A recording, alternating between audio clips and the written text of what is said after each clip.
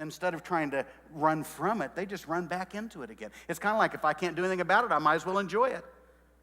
And so they just run back and continue to do the very things that make them feel so guilty. So why didn't she run? And I think it's because as she was standing there, listening to Jesus, watching Jesus, she saw that this Jesus was different. When he spoke with compassion, not condemnation. When she looked into his eyes, she saw love instead of legalism, tenderness instead of threats. He seemed to offer a future instead of fear, hope instead of hopelessness. And so Jesus stands again and looks around. And he said, "Woman, where are those people who condemned you? Where are those people who wanted to throw the rocks?" She said, "They've gone." And Jesus says in verse 11,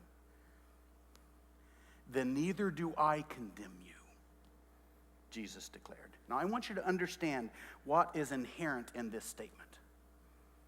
When Jesus said, "Neither do I condemn you," what he is saying is this: there was no one in that crowd who had the right to throw the stone. Not one person except me.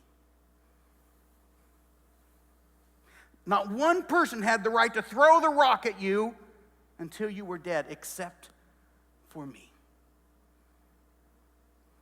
And instead of throwing the rock, I'm going to give you forgiveness. Instead of condemnation, I give you forgiveness. And that, my friends, is simply grace. It's simply grace. And then he issues this challenge.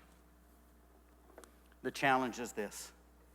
Jesus declared, now, in verse 11, "Go and leave your life of sin." What do you think she did after that? You think she ran back to the arms of her illicit lover? You think she jumped right back into the same lifestyle she had before? Do you think she just abused the second chance given by Jesus and said, "Oh, I can do anything I want to now"? No, I don't think she did that. I don't think she did that at all. You see, if you have really received simple grace, it changes everything. If you understand that you have received forgiveness, not because you've earned it, not because you've deserved it, not because you can do anything to work for it, but it's been given to you simply by grace, then how can you be the same again? Because if you've received simple grace, it changes everything. And how do I know that? Well, right here in our own congregation, here at Chandler Christian Church, we have people who have made the wrong decisions, just like this woman. People who have been involved in immorality or drugs or alcohol or gambling or embezzlement or theft or abuse or lying or greed or cheating or breaking the law. And they stand before Jesus guilty and deserving of the rock. But then they see Jesus and they hear his words. "Neither do I condemn you. Go and sin no more." And their lives are changed. They've received simple grace, like this woman, and all their sins are forgiven. People who have the right to throw the stones, not have the right to throw the stones, but to be put to death by stoning. And yet today, the stones are still there because we have been given forgiveness by simple grace. Listen to the words of this song.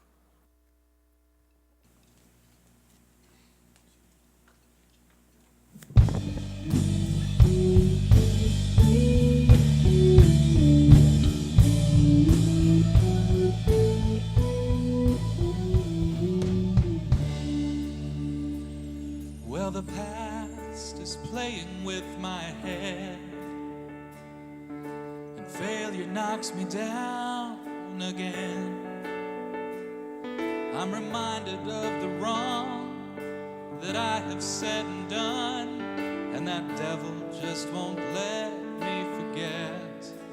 In this life, I know what I've been, but here in your arms, I know what I am. I'm forgiven.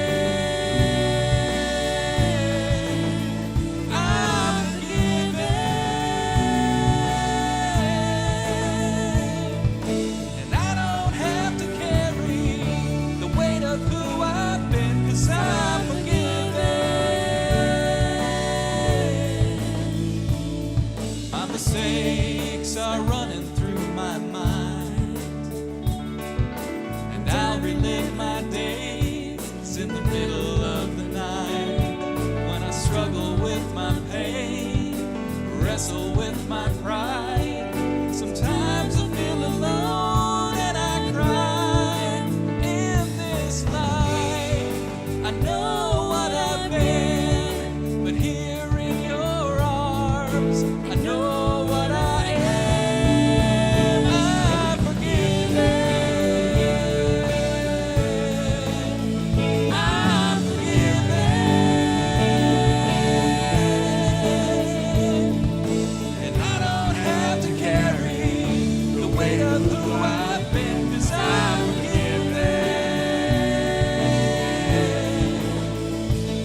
when I don't fit in, and I don't feel like I belong anywhere. When I don't measure up too much in this life, oh, I'm a treasure in the arms of Christ.